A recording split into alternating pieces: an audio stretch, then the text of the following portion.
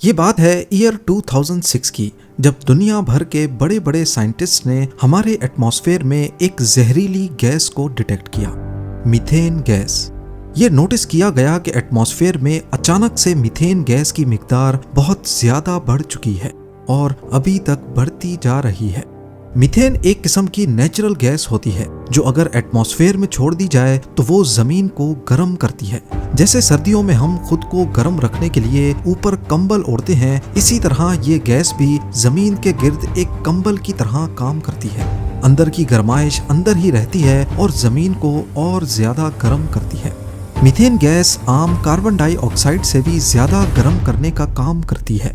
2006 में जब ये अचानक बढ़ने लगी तो साइंटिस्ट ने समझा कि शायद ये इंसानों की वजह से पैदा होने वाली पॉल्यूशन से बढ़ रही है, लेकिन जांच करने पर जो मालूम पड़ा वो देखकर सब हैरान रह गए।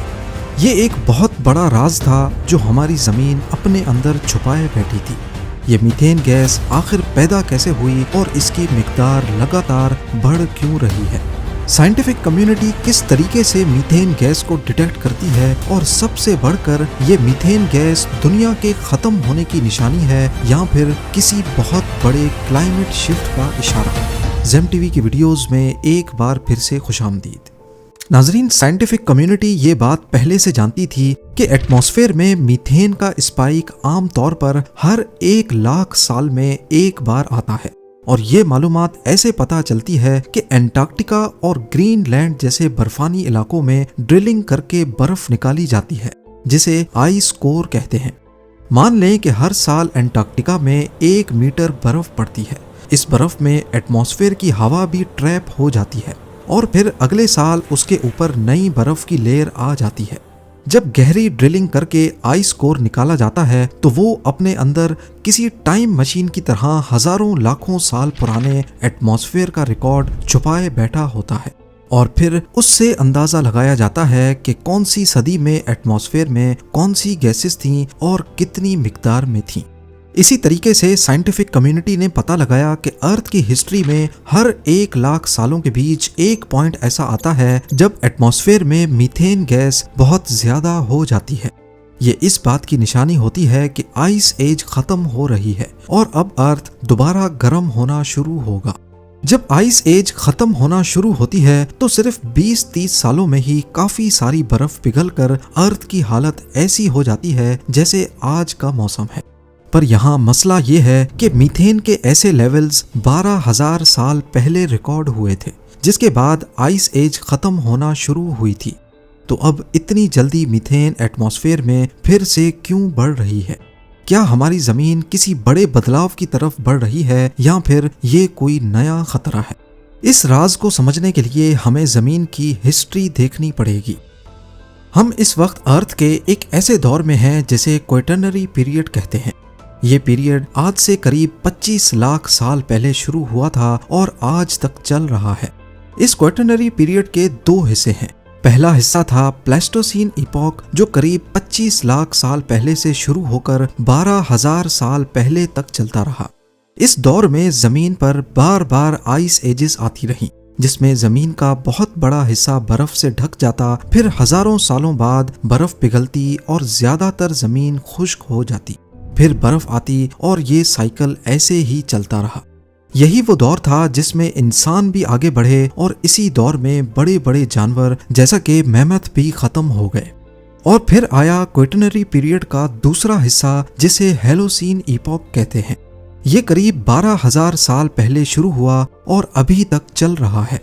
इस दौर में बर्फ काफी कम हो गई और जमीन का मौसम काफी स्टेबल और गर्म हो गया। इसी की वजह से हम इंसानों ने खेती बाड़ी करना सीखा। ग्लेशियर्स पिघलने से फ्रेश वाटर के रिसोर्सेज पैदा हुए और इंसानों ने पानी के करीब गांव बसाना शुरू किए।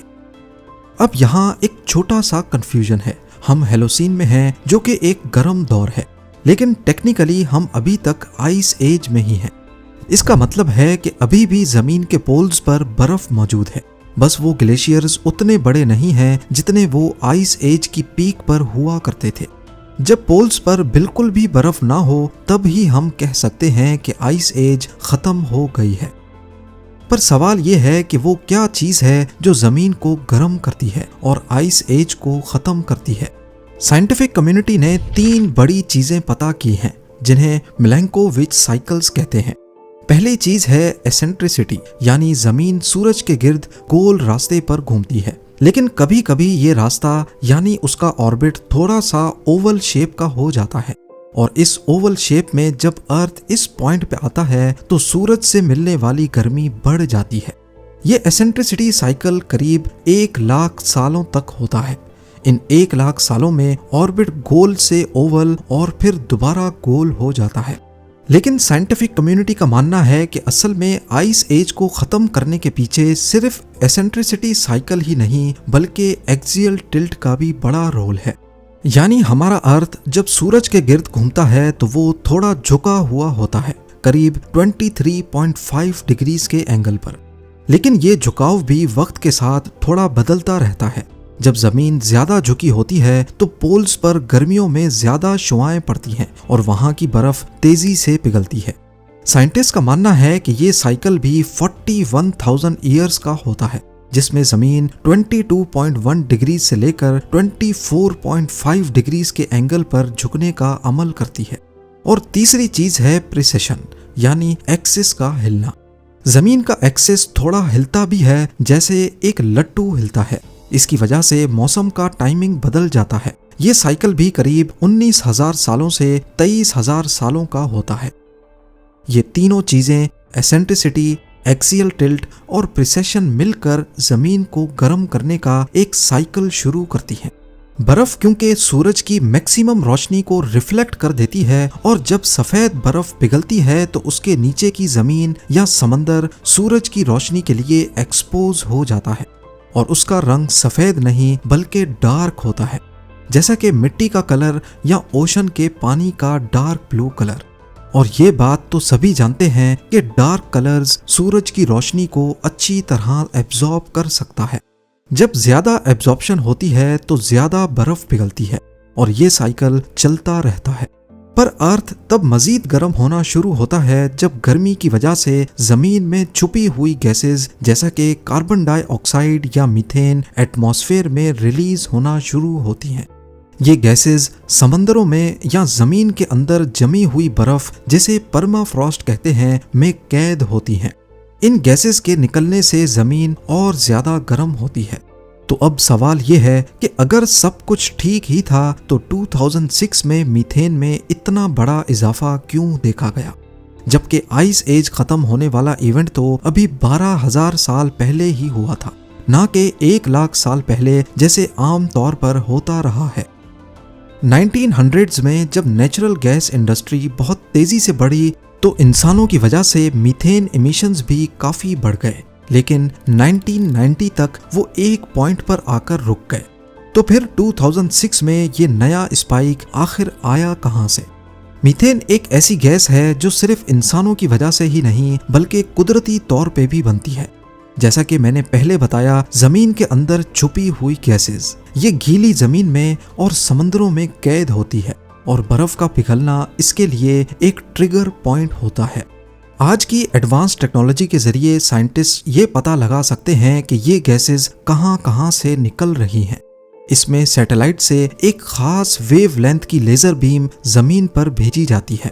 ये वेवलेंथ सिर्फ मीथेन गैस ही एब्जॉर्ब कर सकती है, और जिन पॉइंट्स पर ये लेजर लाइट वापस रिफ्लेक्ट होकर सैटेलाइट तक नहीं पहुंचती, इसका मतलब है कि इस पॉइंट पर मीथेन गैस ने उसे एब्जॉर्ब कर लिया है।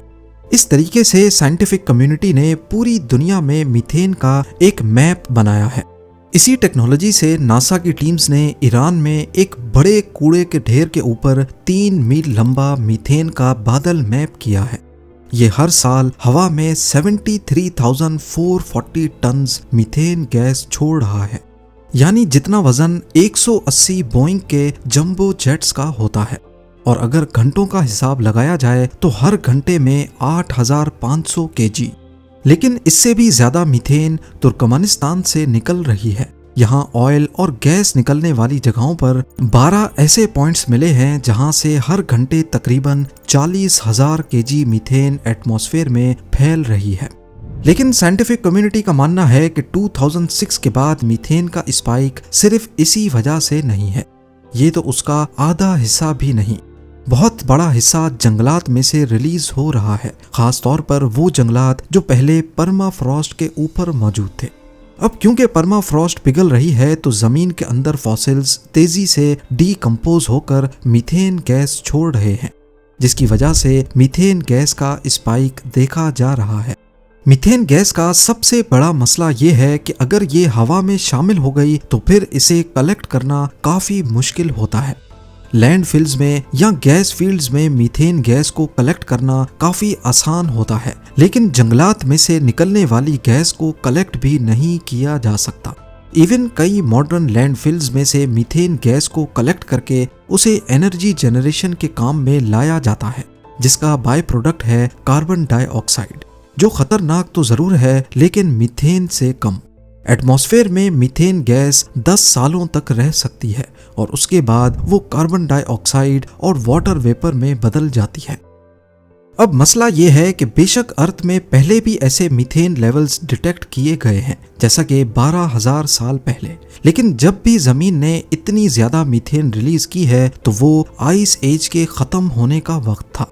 और इस वक्त जब ग्लेशियर्स पहले ही काफी हद तक पिघल चुके हैं, इस टाइम पर मीथेन के ऐसे लेवल्स पहले कभी नहीं देखे गए और शायद ये इशारा है कि अब अर्थ किसी दूसरे फेज में जाने वाला है। पर सच पूछा जाए तो इस बारे में ये प्रिडिक्ट करना काफी मुश्किल है कि क्या अब आइस एज मुकम्मल तौर पर खत्म होगी या फिर हम एक नई आइस एज में जाने वाले हैं, क्योंकि साइंटिफिक कम्युनिटी के पास अर्थ की हिस्ट्री में कोई ऐसा खास रेफरेंस पॉइंट नहीं है जो ये जाहिर करे कि 12,000 सालों के बाद दोबारा मीथेन के लेवल्स इतने हद तक बढ़ गए हों। और हमें ये भी नहीं पता कि ये लेवल्स बढ़कर कहाँ तक जाएंगे, और अगर ये वाकई इंसानों की वजह से नहीं बल्कि कुदरती तौर पर हो रहा है तो फिर इसे रोकना नामुमकिन है। उम्मीद है ज़ेम टीवी की ये वीडियो भी आप लोग भरपूर लाइक और शेयर करेंगे। आप लोगों के प्यार भरे कमेंट्स का बेहद शुक्रिया। मिलते हैं अगली शानदार वीडियो में।